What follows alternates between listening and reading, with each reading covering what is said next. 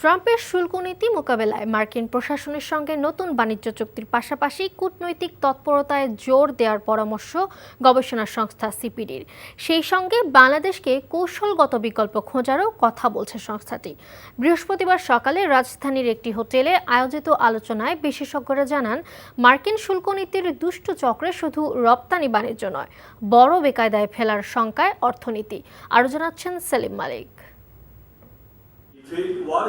বাংলাদেশ থেকে পণ্য আমদানিতে যুক্তরাষ্ট্র আরোপিত অতিরিক্ত 37% শুল্ক কেমন প্রভাব পড়বে এদেশের রপ্তানি বাণিজ্যে? এ থেকে উত্তরণেরই বা উপায় কি? এসব জানতে অংশীজনদের নিয়ে সিপিডির এই সংলাপ। শিল্প মালিকরা জানান, ট্রাম্পের শুল্ক নীতিতে সাকারি করাতে বাংলাদেশ, এতে আমেরিকায় কমবে রপ্তানি, ইউরোপের বাজারে বাড়বে প্রতিযোগিতা। গ্যাসের প্রাইস 33% ইনক্রিজ করলো। গণশুনানিতে নো ওয়ান সাপোর্টেড দিস। আপনি সিস্টেম লস 12% যেটা হচ্ছে ওটা কমাচ্ছেন না, কোনো কিছুই করছেন না। And we are being asked to compensate এই চুরির জন্য। এনার্জি কস্ট বা যেই যা বলা হয়েছে সেটাকে আমরা কিভাবে ল্যান্ডেড কস্টটাকে কমাতে পারবো, এটা কিন্তু একটা নিরন্তর প্রচেষ্টা হওয়া উচিত। এই কারণে শুধু ট্যারিফের জন্য নয়। শুল্ক নীতিকে দুষ্টচক্র উল্লেখ করে শ্রমিক নেতারা বলছেন, এটি বাণিজ্য সংকোচনের পাশাপাশি বেকায়দায় ফেলবে শ্রমিকদেরও। তাই ক্ষুদ্র ও মাঝারি কারখানাগুলোকে টিকিয়ে রাখতে ব্যাংকগুলোকে এগিয়ে আসার আহ্বান ব্যবসায়ীদের।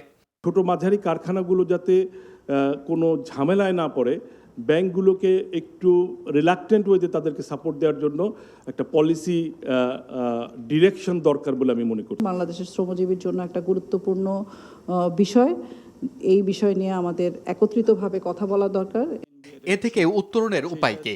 ডক্টর মুস্তাফিজুর রহমানের মতে, এই মুহূর্তে জরুরি যুক্তরাষ্ট্রের সঙ্গে নতুন চুক্তি ও কৌশলগত বিকল্প বাজার অনুসন্ধান।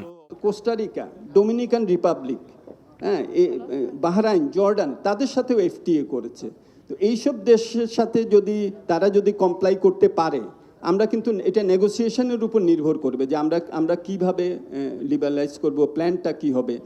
পাশাপাশি চীনের হাতছাড়া হওয়া বাজার দখলে নিতে বাংলাদেশকে এখনই তৎপর হওয়ার পরামর্শ সিপিডির চেয়ারম্যান ডক্টর রেহমান সুবহানের। Everyone is operating with unknown variables in terms of what they will have to face. এদিকে শুল্ক আরোপের পর তা 90 দিনের জন্য স্থগিত করেছে ট্রাম্প প্রশাসন। সেলিম মালিক, এনটিভি নিউজ, ঢাকা।